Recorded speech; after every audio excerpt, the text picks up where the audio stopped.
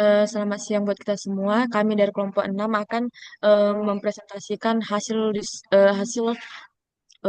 proyek kami. Jadi proyek kami itu adalah pengembangan website bimbel farmasi. Sebelum itu, perkenalkan kami dari kelompok 6 yang beranggotakan Preti Maria sebagai project manager, Andre Nenggolan anggota, Fernando Sitonga anggota, dan saya sendiri Anastasia Siahaan.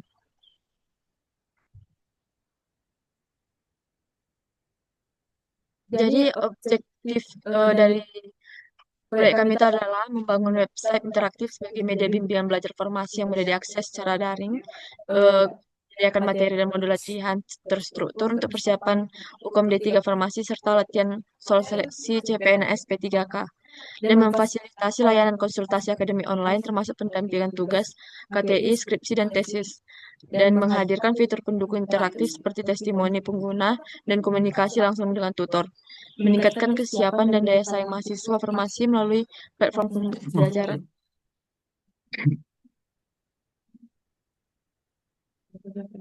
Jadi framework yang kami pakai itu adalah Ravel, ada PHP MyAdmin, ada Visual Code, MySQL sebagai database, dan Tailwind CSS dan Figma.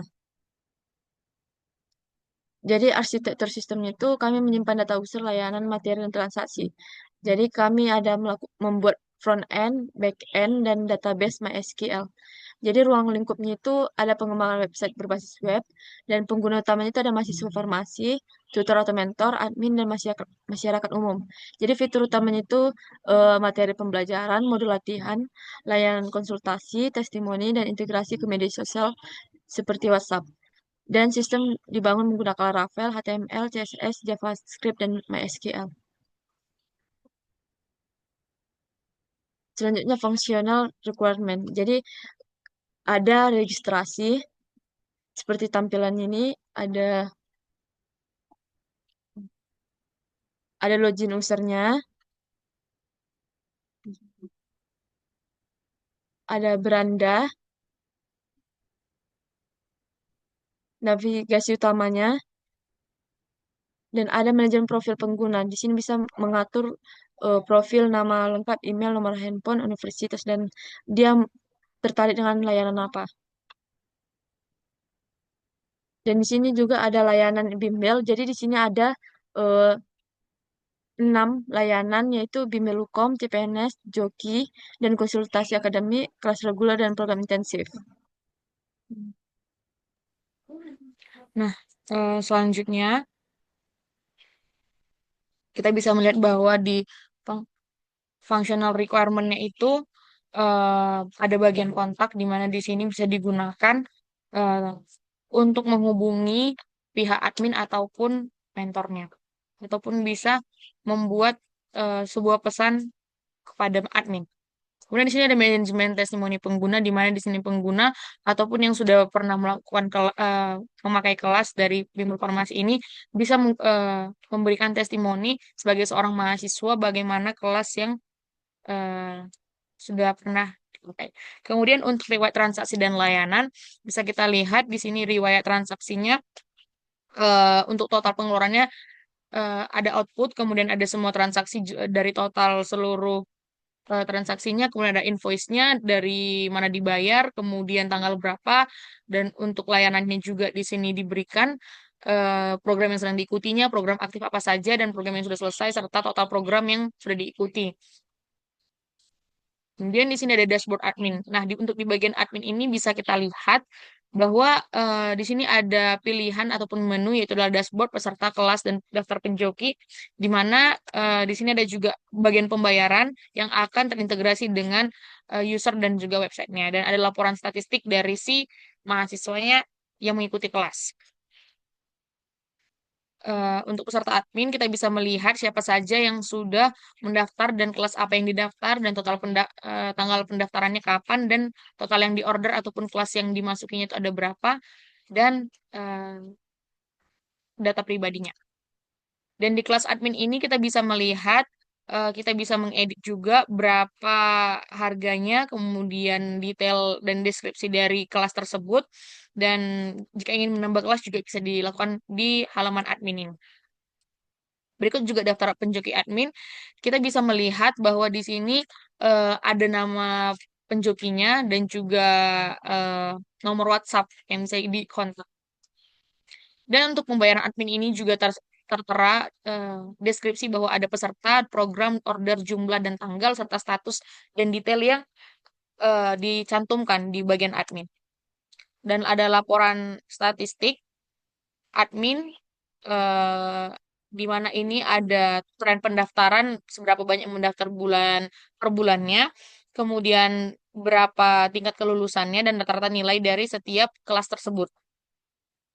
Nah, functional requirement ini sebenarnya functional requirement yang kami kerjakan setelah melakukan apa ya namanya? Ini non-functional requirement. Artinya di sini non-functional requirement itu kinerjanya website itu mampu diakses dengan cepat dan stabil. Kemudian ada dari segi keamanannya, non-functionalnya itu diperhitungkan autentifikasinya, enkripsi password, dan validasi input, serta usability-nya, di mana antarmuka mudah digunakan oleh semua kalangan dan responsif, di mana tampilannya optimal di desktop dan mobile-nya. Jadi di sini bisa kita lihat bahwa di setiap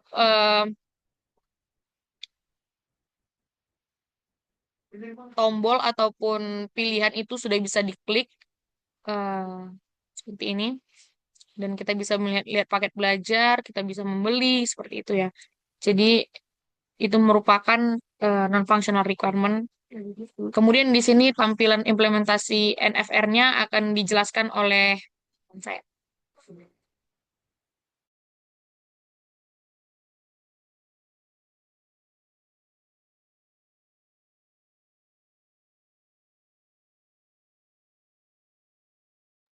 Jadi tadi untuk page-page-nya itu sudah ditunjukkan oleh teman saya dan berfungsi dengan baik, dan juga untuk tampilannya itu mudah untuk di dipahami ya. Jadi untuk menjelajah juga user sudah tahu mau mencet mencet tombolnya itu di mana tuh. Jadi selanjutnya, oke, langsung saja kita ke implementasi code ya. Jadi sini ada bagian untuk eh, admin login controller. Jadi di sini untuk admin ini nanti dicek nanti dia di menggunakan yang pada baris if out user is admin itu. Kalau dia itu admin, maka nanti dia akan di redirect nanti ke root admin dashboard. Kalau tidak, maka nanti akan ditampilkan error Anda tidak memiliki akses ke admin panel. Lalu lanjut. Lalu selanjutnya ini adalah untuk admin itu untuk melihat program-program yang ada. Itu nanti di sini ada nanti ada itu nanti eh, order by nanti nanti tunjukkan nanti kelas kategorinya, lalu nanti order by nanti ditunjukkan nanti nama yang membelinya, lalu nanti get ini untuk menampilkan programnya nanti. Selanjutnya, nah ini ada beberapa root ya di untuk di file root. Di sini ada untuk Mitrans, untuk pembayaran Mitrans, lalu ada untuk testimoni, kontak, lalu ada root ke login, register, logout, sampai ini aja ada lagi login Google, lalu ada login Facebook juga. Lalu selanjutnya ini untuk apa model untuk user ya. Jadi di sini ada nanti namanya, lalu ada emailnya, lalu ada password, lalu ada nanti token untuk verifikasinya nanti. Lanjut. Ini ada beberapa tampilan untuk frontend-nya, ada untuk untuk user dan juga admin. Ini ada program dan testimoni juga. Nah, ini ada implementasi API dijelaskan oleh teman saya. Di sini saya akan membahas implementasi API. Di sini saya akan membahas berikut adalah contoh integration API, berikut adalah code-nya. Kemudian kemudian ada docs API JSON. eh, Berikut adalah code-nya, dapat dilihat eh, di presentasi berikut. Kemudian berikutnya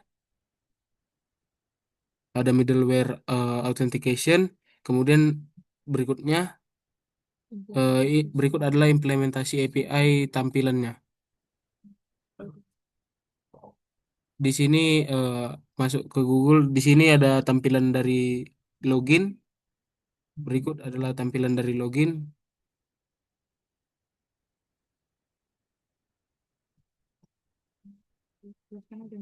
Berikut adalah tampilan login. Di sini di website memasukkan email dan password. Ada dan ada fitur masuk dengan akun Google dan dengan akun Facebook. Kemudian berikutnya ada Midtrans. Di sini ada fitur pembayaran dengan berbagai macam cara, mulai dari Mandiri, GoPay, virtual account dan sebagainya. Kemudian kemudian di sini di, bisa diakses layanan yang sudah dibayar oleh pengguna seperti layanan CPNS, farmasi, dan D3 Ukom.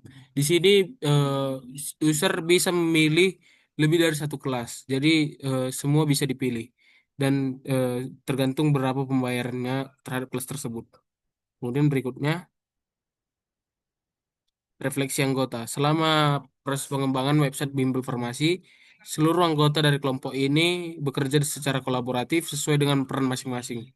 Yang pertama itu Preti Maria Purba berperan sebagai project manager yang mengkoordinasikan jalannya proyek, mengatur timeline, serta memastikan setiap tahapan pengembangan berjalan sesuai dengan fungsional dan non-functional requirement yang telah ditetapkan.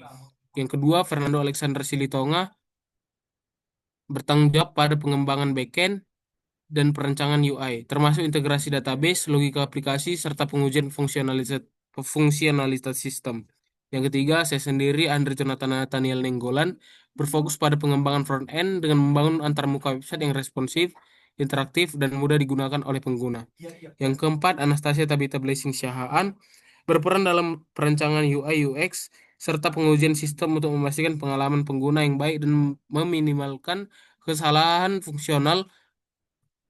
Melalui proyek ini, seluruh anggota memperoleh pembelajaran berharga mengenai kerja sama tim, manajemen waktu, komunikasi yang efektif, serta penerapan konsep pengembangan aplikasi web secara menyeluruh dari tahap perencanaan hingga deployment. Kemudian berikutnya, kesimpulan.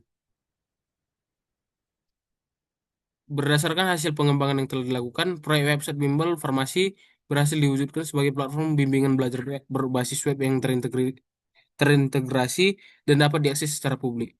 Website ini dikembangkan untuk membantu mahasiswa farmasi dan tenaga teknis kefarmasian dalam mempersiapkan Yukom D3 Farmasi, seleksi CPNS P3K, serta mendapatkan layanan konsultasi akademik secara daring.